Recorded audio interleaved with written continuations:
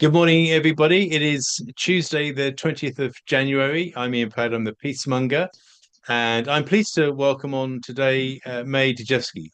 Mary is a columnist. She has a regular column for the independent newspaper in the UK, but actually, Mary's incredible journalistic career goes back, some time. In fact, she was the Times bureau chief in Moscow from 1988 to 1992, covering that period of transition from the Soviet Union into the Russian Federation.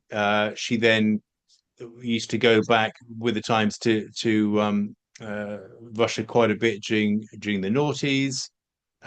She was the diplomatic correspondent covering the period of the Iraq War, the 2003 Iraq War, and has done many other things besides. So she's seen a lot from a journalistic perspective. Her experience is absolutely invaluable, and we're really grateful to have you here today, Mary. Well, it's a pleasure.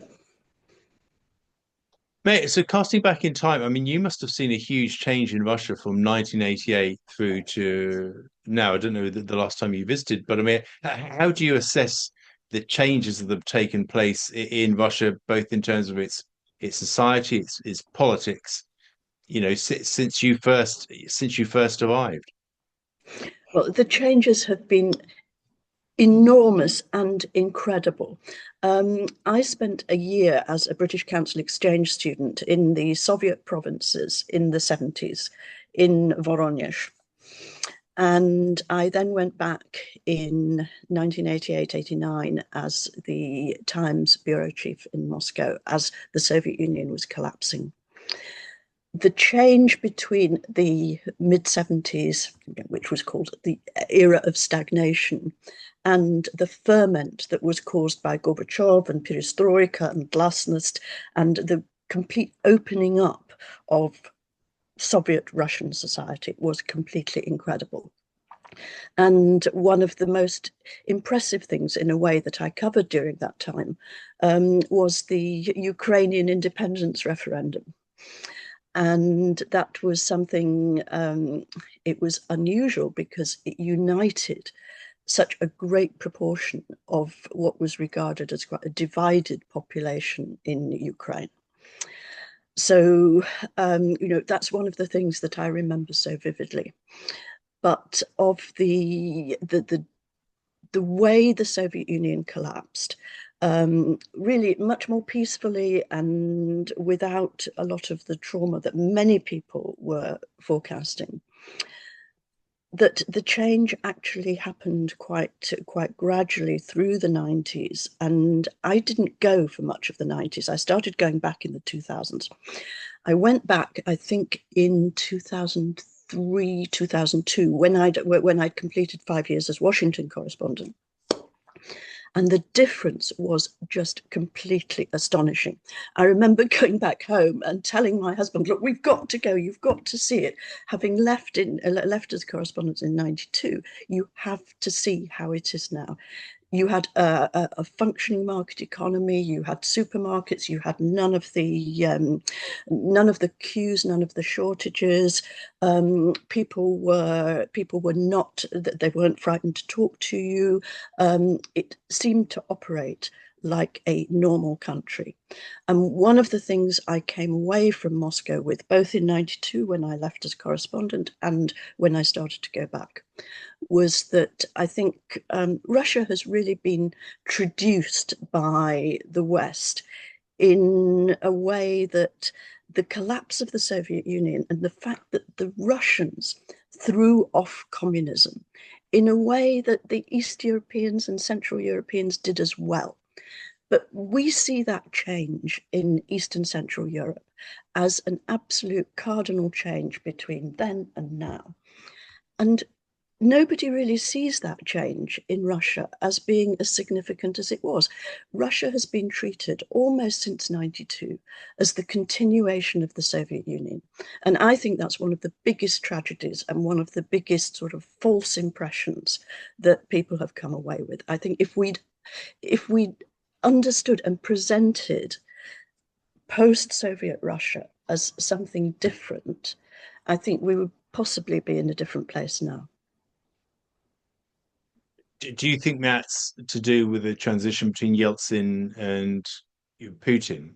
Because Yeltsin was somebody that was seen as, even though he's viewed very differently inside of Russia, of course, seen somebody who was an unreliable kind of drinking person, drunkard, and that sort of thing. Whereas you had this kind of tough, figure, keen to sort out domestic problems, wanting to cooperate with the West, but actually wanting to do it on Russia terms. Totally different dynamic to the relationship. To what extent do you think that transition played a part, or do you think it's just been a constant since 1992? I think I just see that failure to recognize that there was a gigantic change, social change, ideological change in Russia that was brought about by Russians themselves.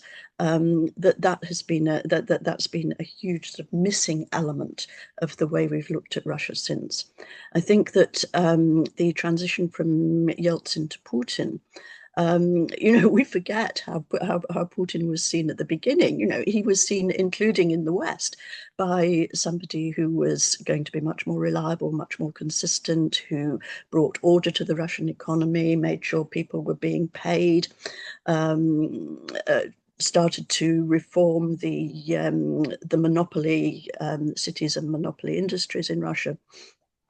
And there was generally, even in the UK, there was more of a sort of idea that maybe we could do business with Russia, maybe we could do business with Putin. But that went sour with the British. It went sour, I think, earlier than with almost anybody else, and that, to my mind, was a consequence of the way that the British almost encouraged enemies of Putin and the Russian government to settle in London and to use London as a platform to campaign against Putin in Russia. And there was a very strong group of Chechens in London, and the Chechens had huge sympathy from cultural circles in London. There was a lot of the cheerleading was done by Boris Berezovsky, the oligarch who had originally been a huge supporter of Putin and then was rejected by Putin. Berezovsky fled to London. There was, as I understand it, and you may know better than I do, a lot of controversy about granting him asylum in London. And there was opposition to that, as I understand it, including from inside the Foreign Office, because it was felt that that could, in a way, poison relations with the diplomatic relations with Russia. But it was done nonetheless. And to my mind, that was one of the breaking points between the British and the Russians, because that was something that Putin really, I think, has never really forgotten or forgiven the British for. Yeah, I agree. And the dirty Russian money, the kind of London grad thing Yep. is a stick that the UK government continues to beat Yep. the Russians with. This threat over the seizure of, well, I mean, they are seized Abramovich's assets, but forcing him to give the kind of proceeds of the sale to Yep. Ukraine is a classic, example of that. But there's a, I mean, I always got the impression when I was in Moscow that the Russians felt a massive sense of double standards on our part because, on the one hand, characters like Berezovsky, Mikhail Khodorkovsky, Yep.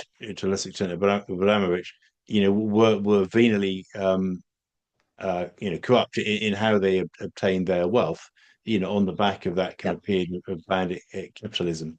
But because they were outspoken against Putin, that made them, almost kind of untouchable within the Yes. political Yep. circles, in Westminster. That criticizing Putin was enough to kind of cleanse their sins. Exactly. Yes. Yeah, I mean, and so there's always been that kind of double standards, which persists actually today. And I think from the Russian perspective, as far as I see it, and I'd be interested to get your views. I mean, they view that the American threat and the British kind of threat, if we are really a threat, differently. I think there's a greater sense with the Americans of them just looking down on Russia as still the Soviet Union, but a much reduced and weakened Mhm. version of it that they can dominate within a renewed kind of unipolar order. And the British are just, people are willing to take their money and then criticize from afar using proxies like Khodorkovsky, Berezovsky. I think that's a kind of critical difference. I think anyway. I mean, I don't know what your Yeah, I reactions mean, are to I think yes, I think there's another critical difference too, which is that um, there are times when Russia would really like to criticize and attack the United States for all sorts of reasons, but they shy away from doing it in a full-on way. But they see the British as sort of second best in that. So there are times when the UK sort of functions as a proxy for the Americans in terms of the Russians criticizing, attacking a country that they see as a mini United States, but much, much weaker and therefore more vulnerable. Yeah, no, completely right. And I think also that period from the 90s, from 1992 onwards, Putin uses that in terms of his domestic narrative as far as I can see it, that, actually lots of these kind of policies, loans for shares and that sort of thing were ultimately decided by Russians. But he's created the narrative that the West kind of forced this chaos, on Russia, Yeah. and he kind of uses that for his domestic narrative that actually we're just out to kind of weaken Russia. One Mm-hmm. of many ways in which he does it. But I mean that's certainly what I've seen anyway. That the I 90s mean, are I a think powerful tool for him in terms of domestic political mobilization. in the early 2000s, the early Putin period, I mean, I would even say that I found Westerners who'd been involved in the sort of advising and transformation of the Russian economy in the 90s, who were very critical of the way that Westerners had done that. And the sort of things they were saying to me was, in some ways, it's absolutely extraordinary that Russia developed the extent of a free market that it actually has done, and that it's been accepted to the extent that it has done, that it has been, because it was introduced in such a chaotic and in some ways sort of cynical and um, more almost sort of unsuitable and inappropriate way. It wasn't somewhere like, say, Poland, where the transition happened. Shock therapy is regarded as a huge success.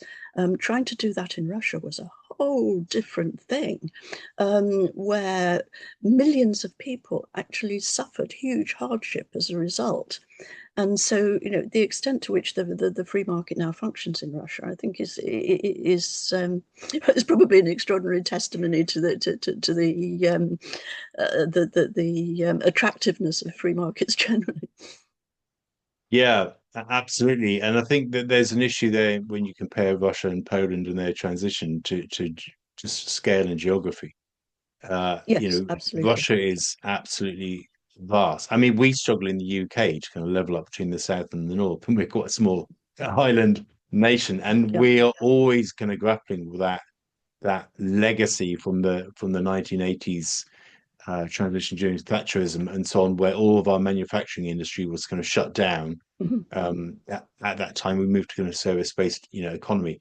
Um, I mean, Vladimir Mao, who Mhm. he's slightly fallen from grace recently, but used to run Manepa, the university, said to me, and I think probably Laurie Bristow over lunch, once that Russia was trying to make the transition in the noughties that the UK had made in the 80s. And actually, but the challenge was so much greater just because of the scale and the fact that the industries were single industry towns, like towns in the Exactly. middle of Yes. Yeah. nowhere, where all their earnings, their income generation comes from one factory which is decrepit and, Yeah. and needs to be closed down. I mean, a vastly different scale of Yeah. challenge to that which we faced in the UK. No, Um, absolutely. Just the scale of Russia is just so high. If you've never sort of lived or worked there, it's just completely hard to comprehend. Yeah, I mean, you fly. I really kind of passionate about Novosibirsk. I love the theatre Mm. there as much as anything else. But I mean, it's a 4 hour flight from Moscow, four Yes, hours, and you're barely a third of the way. You're barely a third of the exactly. Yes. way across the country when you arrive. It's absolutely, absolutely vast. So yeah, I mean, I mean, I think people. I mean, I think you can make the case that Russia has become less of a market economy, since Mm. 2014.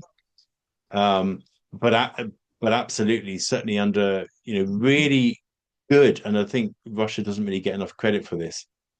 Really good economic, macroeconomic, and monetary policy management, and they've actually had the kind of policy people in place that have been able to help them navigate. Alexei Yep. Kudrin, for example, Elvira Absolutely. Yes. Nabiullina, Yes. Anton Siluanov, and I Yes. think Yep. that even today you see that how they've navigated the economic shock of war, better, far better, in fact, Yes. than Yes. Europe has and than Britain Yeah. has. I think I mean, there's something else that I sort of think about the Russian economy, the way it's looked at often from outside, and especially now from here, from the UK, but from the West in general, is that we see it as a sort of hobbling phenomenon, and we look at the macro picture and not at the micro picture.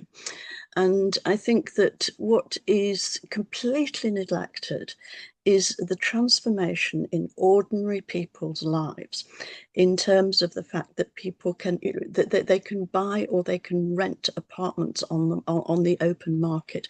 They can build houses, they can get mortgages, they can get loans, they can go to the supermarkets, which are now match what you would find in the West. There is the ease of life for most people. And yes, there's a very poor section of society, and there is super rich, and it's more divided than most Western countries would be. But the actual standard of living of your average person in Russia today is completely different from how it was, say, 30 years ago. Yeah, that's absolutely right. Certainly, in terms of how my perception from 2014 through to 2019. And in fact, that transition Mhm. was still going on, Yes. while I was in Moscow.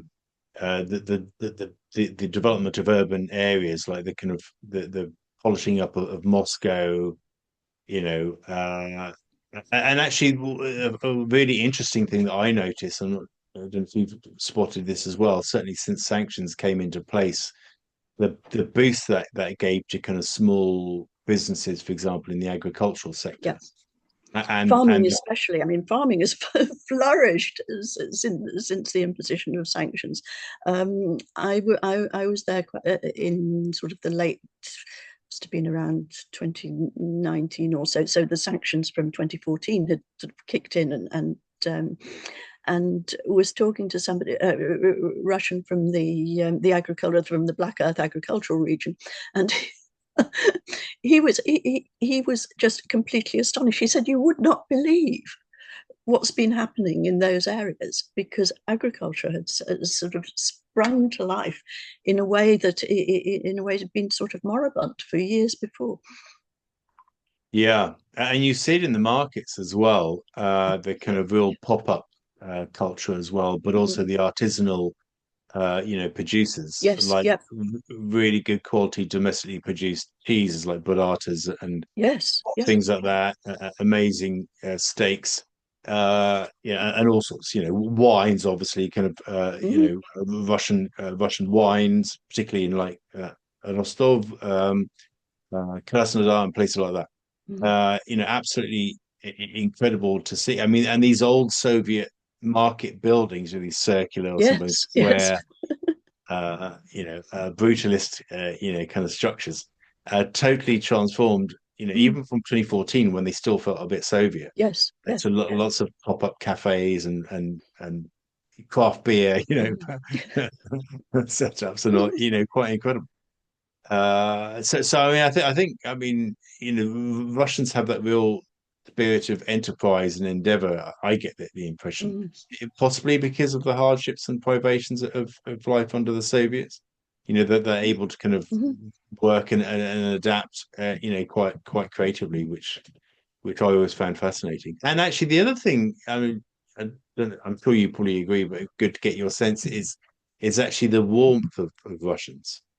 Um, there's that possibly apocryphal, Russian quote, may not be true, but it's sometimes trotted out that the Americans are soft on the outside and hard on the inside, but the Russians are hard on the outside and soft on the inside. I mean, it's a massive generalization, I know. But if I went into Perikostok, the supermarket, and there'd be an old babushka, at the tills, Mhm. unsmiling in a very kind of Russian babushka style. And I clocked a name badge in Cyrillic, obviously, and I'll thank her by name. Mhm. And in most cases, I'd crack a great big Yeah. warm smile. I think also the difference it makes being able to speak Russian is probably greater than, or at least until very recently, greater than in almost any other country in the world. Because until very recently, there were not really that many Russians who spoke good English or another foreign language. Mm. And now it's different. There's intellectual professional classes who speak very good English and who've been able to travel. But even in the 2010, 2000, even up to 2000, less so now, but it was certainly the case that if you could speak Russian and decent Russian, you got a completely different response. And in some ways, that you can say that makes it worth all the hassle of learning Russian. Yeah, absolutely. And of course, Also, I mean, I'd just add something else to that actually. That I think that the quality the quality of translation and interpreting at the official level, and I think this may be particularly so between the British and the Russians. I mean, I've found the level of interpreting when I've been at official events really not good from the British side in terms of picking up the inferences and the spirit of what the Russians are saying.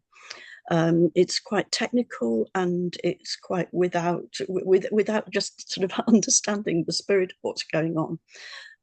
There are big exceptions to that. There are very good interpreters, but I think that the language barrier between the British and Russians has been very difficult to overcome.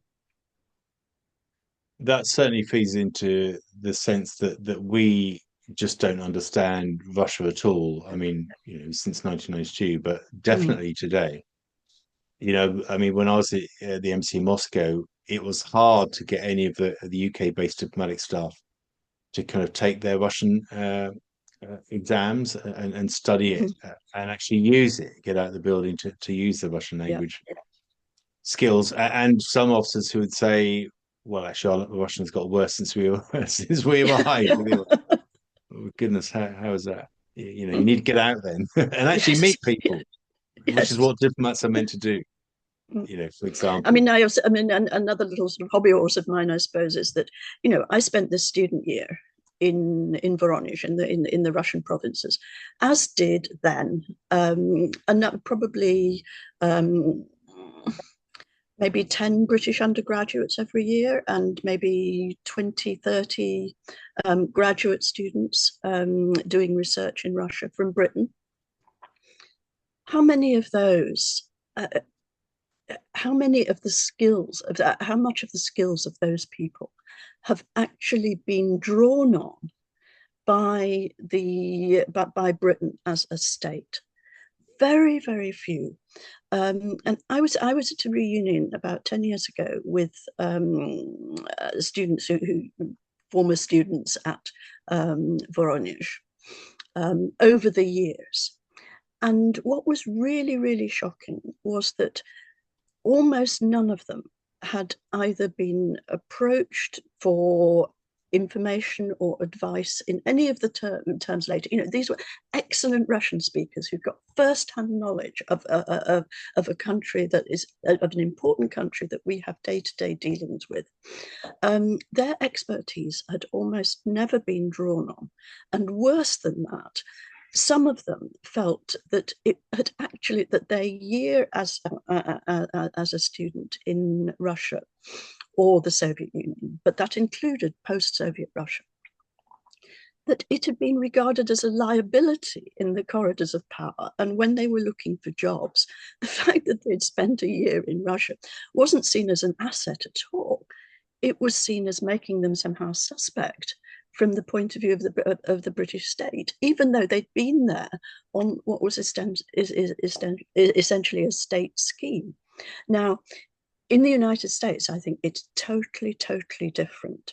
I went to the American Slavist Convention 2-3 years ago, and I came across people that I'd known at the beginnings of their careers, when our paths had crossed in Moscow or in this sort of East European area of expertise.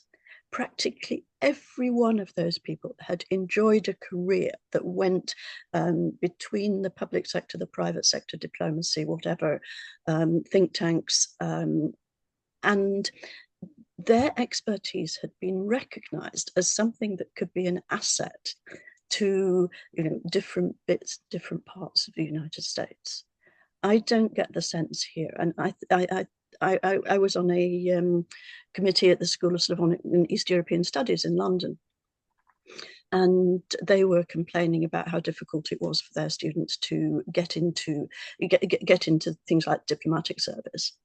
And diplomatic service does not give any sort of, it doesn't recognize that people with degrees in regional studies and regional expertise, maybe they should be given a few more points in the recruitment process. They're not. They're treated like everybody else is not treated like the fact that they've got a degree in something which might actually be relevant to diplomacy in Britain's relations with abroad, that they speak certain languages, that they've lived in certain places, simply not recognised. Yeah. Well, unfortunately, I'm able to confirm that everything you've said is correct. And but the reasons are, I hate to admit it, are very prosaic. There's just no HR system in the Foreign Office Mm-hmm. that systematically plans, strategic workforce Mm-hmm. plans for countries of a high priority where hard language is a requirement. And Yeah, it isn't just Russia. I mean, Russia is included. Russia is more complicated because it's harder to kind of encourage people to go to Russia. And if mm-hmm. you get applicants, you're not sure if they'll get a visa or not Yes. for their diplomatic posting. But it is a system problem. The system Mm-hmm. doesn't just, as you say, recognize the value of these skills, not just for Russia, but also for China, Absolutely. countries Yeah. where you need to speak out. I'm actually writing I have to finish a report I'm writing for the Foreign Affairs Committee on this, saying that there's a real shake-up needed here in the Foreign Office in terms of systems, because that has created a culture in the Foreign Office where having a language is seen as an optional extra. Yeah. And the number of diplomats with foreign languages is a remarkably small percentage of the whole, a remarkably small, Yeah. particularly since the merger with the FID in 2020. Mm-hmm. When the international, for people who don't know, when the old Foreign Office merged with the Department for International Development that does overseas aid, I mean that ratio is got is stacked even greater in Mm-hmm. favour of the people who just don't want to learn languages, Yeah. and it's a huge problem. But I mean, I'm visiting Nottingham University Mm-hmm. this week, hosted by the Russian language department there, Mm-hmm. to teach some students strategic policy thinking skills, with a view to them thinking about, well, maybe we could use our languages to apply for the graduate entry fast stream to the diplomatic Mm-hmm. service and so on. But the systemic problem reaches into the university sector as well, where we're shutting down Yes.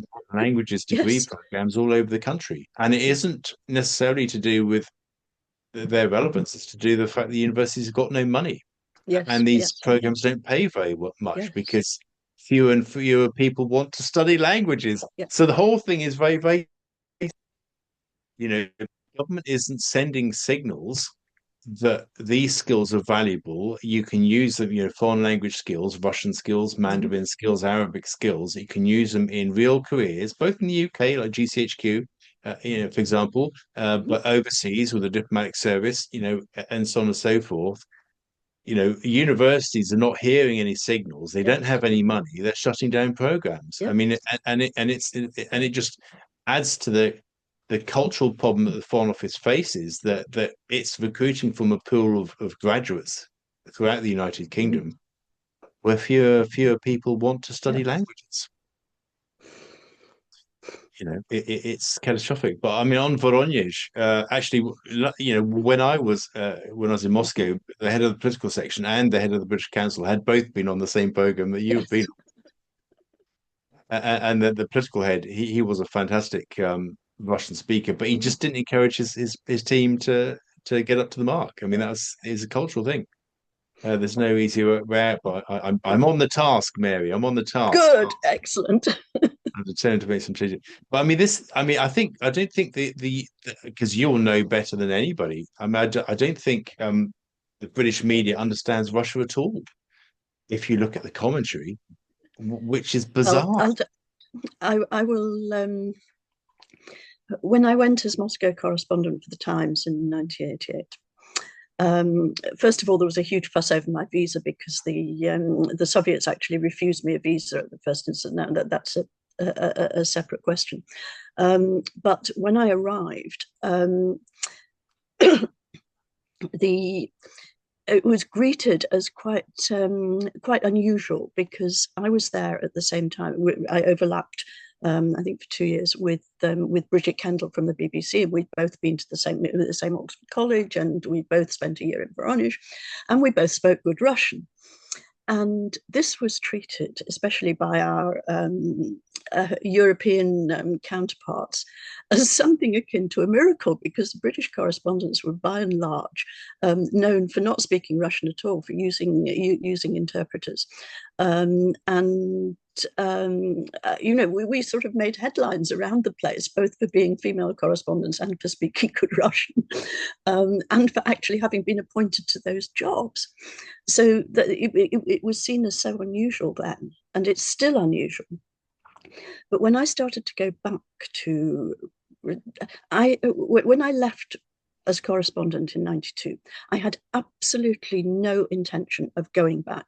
I'm not a sort of one of the sort of super emotional Russophiles. I thought really what I'd seen in the time that I'd been there had been the undoing of the Bolshevik Revolution. This was mega history. And, you were sort of unlikely to see anything on that scale ever again. So I was very happy to shut the door on Russia and say, now I'm going to look at other countries, live and work in other countries, which is what I did. Then when I came back to the UK in the early 2000s, I started going back to Russia because I was reading the coverage in especially the British press. And to my mind, it was just so utterly dreadful. It was, by and large, very hostile, but it was also very, to my mind, this sounds absolutely dreadful, but it was ignorant, and it had no historical context whatsoever. And so that's really why I was talking to somebody at some social gathering, and I said, the British government. He said, you've got to write that. So I wrote an article about 2002, 2003, basically sort of critiquing the coverage of Russia. And then I started going back as a special correspondent periodically to cover sort of special events like elections and things. Um, but but the coverage really hasn't, every now and again it's improved, but it hasn't really, because there seems to be this sort of premise of Russia as hostile and an enemy and hard to understand, and nobody really makes an effort to do that. So no, but it's also very, very difficult to get what I would say is that view, to try and look at things how the Russians look at them and try to explain that. That is very, very difficult to get into the British media. And it's Yeah. been almost impossible since the Russian invasion of Ukraine in 2022. It was difficult after the annexation of Crimea in 2014, but it gradually sort of eased up a bit. After 2022, it has been, I would say, practically impossible to get another view, not a sympathetic view, but a view that actually looks at the broader context and how things look from Russia. And I think it's important to try to understand that. Yeah, I mean, certainly in terms of the British media coverage, of Russia. I mean, I think it's fascinating. There's a fascinating parallel between that and the Russian coverage of Britain, actually, because in Britain, there's really in the mainstream media, there's really kind of vibrant, open debate about domestic policy issues. Mhm. Now, you can say the open window is fairly narrow on some issues, but it is quite a vibrant debate about domestic policy issues, Yeah. whether it's healthcare and so on, economic Yes. cost of living crisis.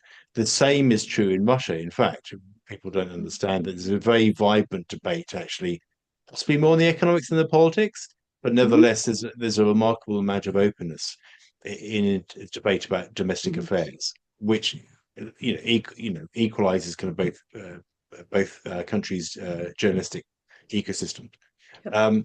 But in the same way, the Russian commentary on foreign policy it is very state controlled, Mhm. as is ours. Well, uh, yes, except that they sort of recognize it and we sort of don't. yes, no, exactly. They recognise it, and we don't. We go on in the belief that actually that there's free debate, but everybody's saying the same thing. Yes. I'll come on a bit to kind of events over the past 6 months. Shortly. But I mean, certainly from the UK media perspective, and going back to the point about the kind of systemic problem in terms of Russian knowledge, most, Mhm. not all, but most commentators on Russia are hacks who've never been to Russia. Well, I mean, in some ways, that's possibly a legacy of the Cold War, when it was so very black and white, and the Soviet Union was essentially closed. So you were looking at it from outside, and you were basically being a criminologist. People have sort of gone. One of the biggest changes when I was a correspondent in Moscow was that you had to change from being essentially a criminologist reading between the lines, and trying to sense the signals, to being a proper reporter. Because you could actually get out and about, you could actually read the papers and find information from them. You could actually get the phone numbers of people in government and call them up to check things out. That was something that as a sort of as a criminologist Russia watcher, you never ever even dreamt of doing. So you had to learn how to be sort of actually a journalist. Yeah, I mean, I was talking to somebody yesterday about this. That it's interesting, whenever Steve Rosenberg, who I think fundamentally is pretty decent, actually, Yes, even though yeah, he's kind of towing the BBC line, I think he's incredibly knowledgeable. Few yeah. people as knowledgeable as him in the UK journalistic sector. I think whenever he goes to Valdai or speak at St. Petersburg International Economic Forum or something like that, he always gets to ask Putin a question. Yes, When he goes to yes, Putin's kind of phone-ins, he always and it's televised on Russian TV. yes, It's yes. televised on Russian TV because Putin's putting down this kind of English talking head. It's televised on Mhm. the BBC because Steve Rosenberg has asked a Yes. difficult question of Putin, and it is cast in a Mhm. totally different way on both sides. But the point is, Steve Rosenberg gets to ask Putin a question whenever he goes to these international meetings. Yes, Can yep, can you imagine somebody from? I think they're possibly even banned in the UK now. They wouldn't even be allowed into the country. But a Russian journalist allowed to ask Keir Starmer a question that yes. Keir Starmer answered. I mean, there's a separate question about any journalist asking Keir Starmer a question that Keir Starmer answered, but we'll park that for now. Can you Yep. even imagine that happening? I mean, it just would never happen, would it? No, it would be well, it would be an extraordinary turn up. We'd all be writing this, this sends a certain signal about the possibility of change in relations between Britain and Yeah. Russia. Keir Starmer answers question from Russia. But I also think, I mean, I never quite know which way the conversation will go when I do these, but I'm glad that we've kind of followed it in the way that we have. I mean, I think there's a link into the lack of diplomacy as well. Yeah. Because I mean, the journalists. I mean, some do that. Owen Matthews, people like that. I mean, Simon Jenkins, I think, is quite good. I mean, obviously, you're very good, Wolfgang Munchau, but I mean, it's quite a small group Yeah. of British journalists who kind of really have a much more kind of realist kind of a perspective, on Russia. But the problem is that when most of our British journalists don't understand Russia, and most of our British diplomats don't understand Russia, and we're not talking to Russia. Yvette Cooper has just confirmed the other day that even if the Europeans eventually decide that somebody, don't know who yet, will talk to the Russians, we won't talk to the Russians. That Yes. just Yes. perpetuates it.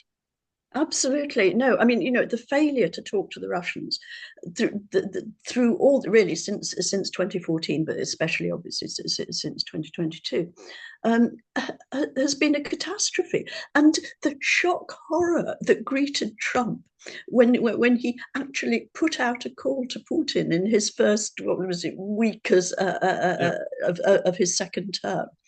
I mean, now people have sort of got used to the idea, but it was treated as almost an act of betrayal on the part of the whole of the West. It was just, and yet it was the blindingly obvious thing to do. Yeah, as I often say, diplomacy isn't about friendship. I mean, friendship is a No. bonus, and I still have friends in Russia. I'm not Mm-hmm. afraid to admit it, but I mean, Yes. Yeah. diplomacy isn't about friendship. I mean, it's most important when you're having conversations with people with whom you most disagree. Absolutely. It's and I mean, I would also, you said that the number of British journalists really who have a sort of context about Russia is very few. Well, it is, but it's worse than that because it has been very, very difficult for many of us, myself included, actually to get other views of the Russia-Ukraine conflict into the mainstream media in the UK. It's been almost, I used to do interviews, not on a reasonably regular basis for BBC, Sky News. I used to get things into other publications than the Independent. After the 24th of February 2022, that completely stopped. I did any questions for BBC Radio 4. I did that very soon after the Russian invasion because they wanted, amazingly, a different voice, and they warned me that I'd get an extremely hostile reaction from the audience, which I didn't. And they invited me on a year later. Those are almost the only times that I have done anything for the BBC since February 2022. And the same would apply to people with similar views. Now, there is a sort of assumption that just because you want to look at how Russia sees things, you're regarded as sympathetic to Russia. And it's very difficult to separate out those two things. And you have to preface everything you say by saying, you're do not, you thought the invasion was a really, really bad idea.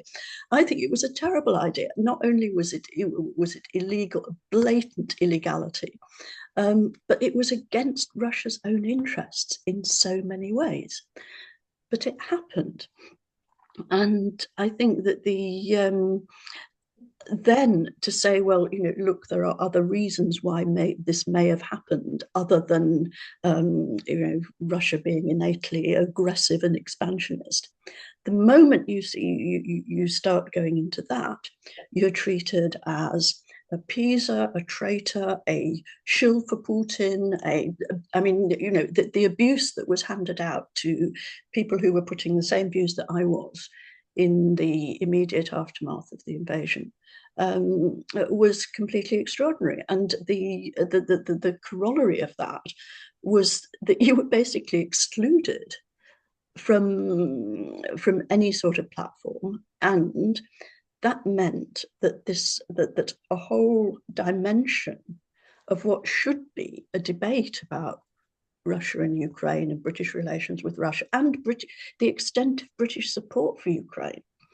There's never been a debate about that. Yeah, I mean, I think even when the Reform Party have tried to dip their toes in the water, they've had to quickly kind of vote back on that. I wonder whether that will change, as more conservatives defect to reform, and then they feel a bit more freedom to kind of spread their wings on foreign policy topics. But I mean, there has been a almost complete cancellation, of debate. I mean, I think Yes, yeah. I've given up trying putting articles. I'm actually doing researching a piece for Unheard at the moment on the future of UK-Russia relations. So that's one sort of a bright spot in an otherwise a dismal thing. And I'm a fairly balanced person. I didn't agree with the invasion either. I authorised.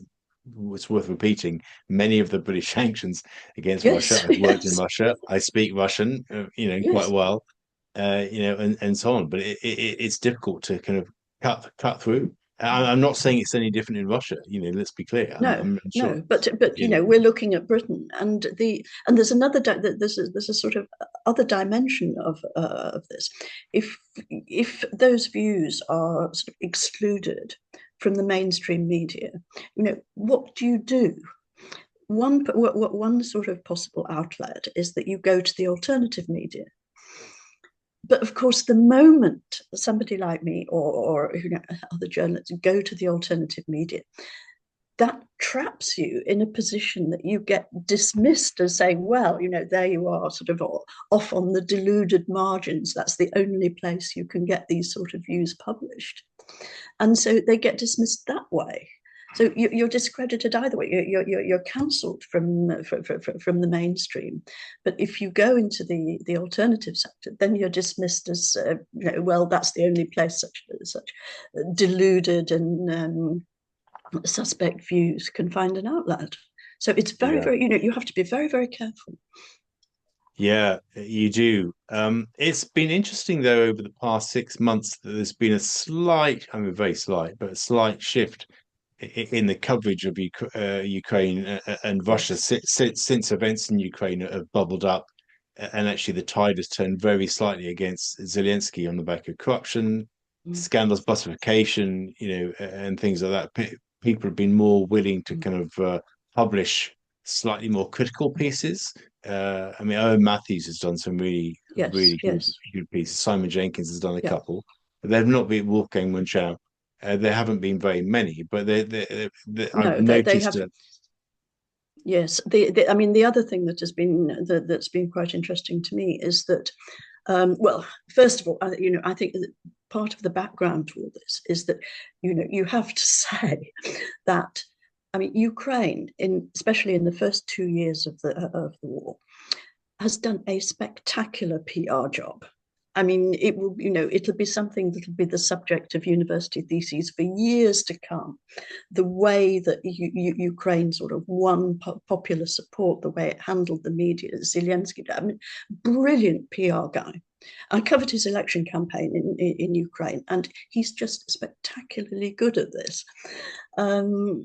So, how to, as it were, deal with get the benefit of modern media. Ukraine has been an absolute a paragon doing that, an example for years to come. But what I have noticed has not just been slightly less laudatory coverage of Ukraine, more forensic look at how the place works and corruption and cronyism and all those things.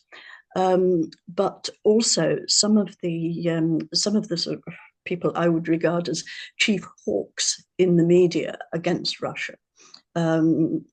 People like Ed Lucas, Roger Boyce in the Times and whatever, with whom, by the way, I have absolutely fine relations. There's a sort of in a way a sort of respect that says, we know that you don't take the same view as I do, but you're qualified to take a view. And it's mostly the people who are not qualified to take a view who sort of slag you off as being traitor to the cause. But some of those, including Ed, have come around, having been cheerleaders for Ukraine in the most sort of super enthusiastic way, have come around to saying, well, actually, it's possible that Ukraine isn't actually going to win. And we've got to look at this in a bit more realistic light. And Ed wrote something saying, sorry, Ukraine, but the Europeans sort of exaggerated what they could do. Other people have said, well, the Russia now has the advantage, and really we've got to proceed on the basis of getting the best possible deal for Ukraine in current circumstances. But that's not the view that you hear in what passes for the sort of national view of Ukraine. It's that, we're still talking about helping Ukraine to carry on the war. That's very true, and I think that gives a sense that the policy hasn't caught up with the reality. Yes. I mean, the journalists that studying. I mean, I've met Ed Lucas for tea. We got on fine. I mean, we completely disagree. I debated with him on sanctions, which is, was interesting. Don't get me on that subject. But yeah, no, we got on fine. But the policymakers just haven't caught up with I mean, when even Ed Lucas is starting to say. Yes. And Ukraine has always been a failure of policy. It was always obvious that the West, Europe, the UK would never have the political bandwidth at home to provide Ukraine with the support that it needed on this kind of, I think, it's slightly deluded idea of a total strategic defeat of Russia without direct Western involvement on the ground in Ukraine. Yes. And that has been clear. That was clear in 2014. And that was clear in 2021 when the kind of NATO rhetoric started up again when Joe Biden came to power. It has always been obvious that Europe wouldn't stump up with the goods to help Ukraine at least mount a defense to hold on to its territory. And the policy still hasn't cottoned onto that, and also I think, policymakers now are so locked into it that they don't know how to polish failure. Yes.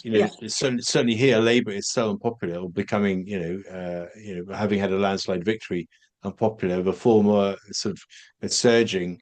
How do they spin it to the British public, who are suffering from a cost of living crisis and that sort of thing? Yes. That we're sending £7 billion a year to Ukraine, but actually they're losing it, and they're going to lose, and we can't keep helping them anymore. And sorry, we've told you all the time that they'll win.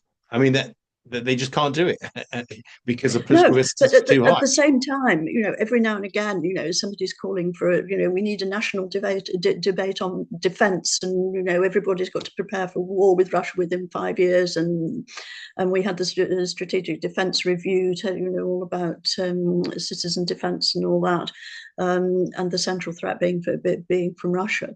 But there's been nobody has even tried to present the case for continuing the war with Ukraine. There's not a debate that anybody's having. It's just presented as this is how it is, and it carries on as it is. I think there is my view is that the peace deal that was on offer in Istanbul in 2022, and just weeks after the war began, that it's a catastrophic mistake that Apparently, Boris Johnson, possibly as in capacity as special envoy from the US, possibly not, persuaded Zelensky to reject it. Because if you think of the losses, the deaths and destruction that has happened in the time since and is still going on, that I mean, Ukraine would be in a much, much better position now if it had accepted that, including neutrality. Yeah. I just think it's tragic that that was lost. I agree, and in fact, Boris Johnson has been upfront in saying that he didn't support the deal in Istanbul. He hasn't Mm, said smoking gun that he told Zelensky not to take it, but having visited Zelensky, he said he wasn't in favor of the deal. So I yeah, think he's been fairly upfront about that. But I mean, to me, this all comes down to, and it's probably kind of wrap up, that this leaden policy inertia has settled in, a bit like a UN peacekeeping, operation. Once a policy is set up, once a peacekeeping operation is set up, not only in Ukraine, of course, it's hard to wind it down. I just don't yes. think policymakers know how to get out of this mess Mm, in London, in Brussels, in Berlin, and in Paris, yes. and they're pushing back this inevitable kind of big dent, politically they'll take domestically with their voters, because they don't have any idea. And for the Europeans, it's even worse because they then have to accept Ukraine into the EU, or possibly on Yes, an accelerated basis. where there's So, going so to be huge opposition. where there's going to be huge opposition, including from Poland, including from Yes. France, Yeah. and others, undoubtedly, possibly Italy too. Mm. So yeah, no, The exactly. risk of opening up a whole new subject. I mean, I think that the view of the Ukraine war in the UK has been particularly overshadowed because it's been seen in the light of Britain fighting alone in the Second World War, hugely encouraged by a certain Boris Johnson, and that parallel. It exists to this day. And the assumption being that, just like little Britain fighting alone, so little Ukraine can prevail at the end and right is on its side. And, we sort of forget that history is written by the victors and that Yeah, the way that the Second World War, the myth of the Second World War dominates to this day. British, yeah, the British media and academic thinking is just completely extraordinary. yeah. No, it does. But of course, Ukraine hasn't been on its own. It's had hundreds of billions of pounds, euros, dollars of support. And Zelensky isn't Churchill because Churchill actually ran a coalition government of national unity with all of the main political parties represented with ministerial positions. Okay, we didn't have elections. Ukraine hasn't had elections, but Zelensky basically runs the whole shop himself. Yeah. And that's a critical difference. But yeah, we maybe need to have another follow-up chat at some point on some of these questions. But I mean, that has been an absolutely fabulous discussion. May, thanks so much for your insights. As somebody who is genuinely an expert, on Russia, who knows the country, who knows the people kind of very well, I'm sure people will find your insights incredibly valuable. And to people watching, I hope you found it as helpful as I have. If you had, please do keep liking and subscribing as I'm just starting. I'm only 2 weeks into this journey, but I'm enjoying it so far. So please also post any comments or questions in the chat. And just to close off, say, wishing you all very much peace. And May, once again, thank you so much for joining me today. Well, thank you so much.